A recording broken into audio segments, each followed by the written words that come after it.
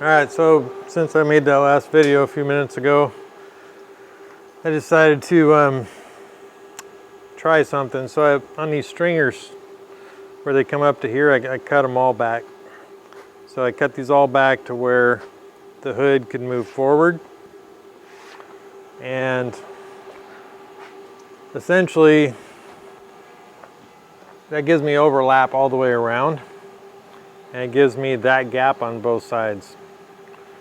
So, you know, that squares up my dash. It just pulls the whole deck and the dash forward. So, you know, I'd have to do fill here, you know, cut pieces, weld them in. So essentially this overhang, you know, if I do it this way, I just brought this whole thing forward enough to where I had overlap. You know, it doesn't come together even in the front because both's twisted. But you know, that's pretty minor gap to fill. You know, it'll pull down and get within maybe 3/16, quarter at the most.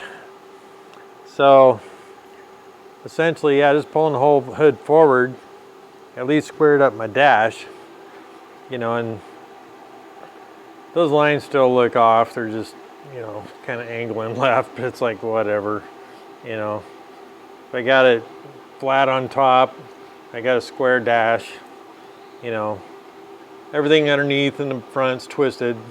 You know, I'm just making the top fit what's underneath instead of, you know, trying to make what's underneath fit the top, because that's pretty much impossible. But I did want to mention, you know, when I put in that bulkhead piece, you know, I had the front end apart after trying it the first time. I put that in there. One of the reasons to put that in is to spread the front. Because right now it's too narrow. When I broke that loose, you know, it narrowed up left to right on those front outer hole pieces, you know, that you have to pull together in the front. So, you know, you have this brace in here that's holding this section of the hole, you know, width-wise. It's maintaining that width. But as you go forward, you know, the toe kick is the only thing you have that even could do that. There's, you know, unless you just put a spreader bar in and brace it yourself. But if I hadn't spread that, I never would have mashed up the front.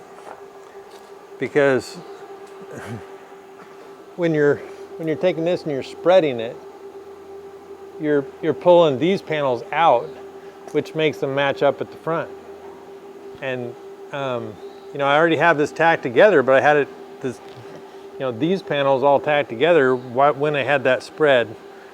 So without spreading that, I couldn't get these front ones to match. So I'm thinking, even if your kit's good, you know, they really need to put it in the instructions that you go back so far, and you really need to spread this front to a particular width. You know, because I tried different chine angles, trying to lift and lower the chines like this to get these front pieces to match. It just wasn't happening until I spread the front of this hole up here at the V, halfway back on this V. So that's something that, you know, you're not going to get from the instructions. And you will fight this front trying to bring all these together without spreading this V section in the front. You know, I've taken that spread out, but I've already had this assembled with it spread. So even if it's a temporary brace, you really need to spread the front. After you pull it together, you need to spread those top edges of these two outer hole pieces about halfway back, you know, to whatever helps you line these up. And if you get a good kit that's bent right and everything's square and even, you know, you still have to do that, in my opinion, you know, because right now that I've released that pressure, you know, even though there's inward pressure down here now, that's a really the bad assembly design flaw with Wattscraft. is that they don't give you set chine angles. So you have to experiment with your chine angles up, down, like this, until you get these to match. And that's pretty much in the instructions. And they basically say if they don't match, just start over. In other words, cut your tacks, try a different angle, put it on a little bit differently, then bring these back in again, you know, and you have to tack it forward as you're bringing them back in to try and match them. And that's just a bunch of crap. You know, give people a way to set the chine angles. You know, you just, it's like purposely making it difficult. But you need to spread this front to a certain width at a certain point, and then you need to be able to set your chine angles and to make everything match up. You know, and they should be able to figure that out and get you that minor information, even if they're not giving you the materials. You know, I would say just, you know, little chine angle pieces that have the built-in angle to it, and you measure back or whatever, and you set them every so often, you know, piece 1, 2, 3, so on and so forth. You know, that's kind of beyond the crap I'm dealing with this thing, but, you know, it takes a lot of the guesswork out, and it keeps you from having to redo it 3 times to try and get the front to match up. You know, that's definitely a flaw in their build assembly design. You know, as far as squaring up the boats, just get you good angles and good bends. You know, I mean, the chine angle thing, it's like, okay, you're gonna deal with that, but at least you're not, you know, you don't have a whole twisted flipping hole like I do. But that is one thing they can improve on.